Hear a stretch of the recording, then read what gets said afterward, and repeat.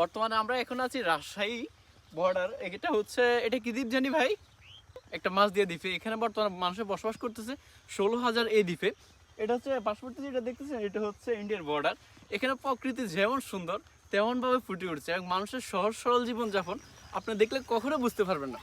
আপনার বিলাসবহুল 4 কোঠা রুমের মধ্যে পড়ে রয়েছেন, আপনাকে ওয়েলকাম জানাচ্ছি। এখন এই প্রকৃতির মাঝে আপনি হারাতে হলে চলে আসুন। এখানে সৌন্দর্যটা ভাই, এক কথায় আপনার সেন্ট মার্টিন অথবা সিলেট এগুলো কিছুই না। এত সুন্দরভাবে নিখুঁতভাবে প্রকৃতি আমাদেরকে সাজিয়ে দিয়েছে, এটা আমরা আল্লাহ শুকরিয়া আমরা কখনো শেষ করতে পারবো না। আল্লাহ শুকরিয়া, এত সুন্দর প্রকৃতি, যেমন মানুষের সহজ সরল জীবনযাপন, প্রকৃতি, পাখি, গাছগাছালি, এবং ভাই কি বলবো আপনাকে, এটা কোনো ব্যাখ্যা দিতে পারতেছি না আমি। আল্লাহ সর্বশেষ আল্লাহর কাছে শুকরিয়া, আমাদেরকে এমন একটা দুনিয়ায় পাঠিয়েছে, যেমন যতটুকু সুন্দর, এতটুকু সুন্দর রহস্যটা আমি কখনো উৎকৃষ্ট করতে পারবো না বা বাহির করতে পারবো না। আসো একটু, এটা হচ্ছে সামনে যেটা দেখতে পাচ্ছ, এটা হচ্ছে সামনে এই বড়া দেখা যাচ্ছে আমাদের।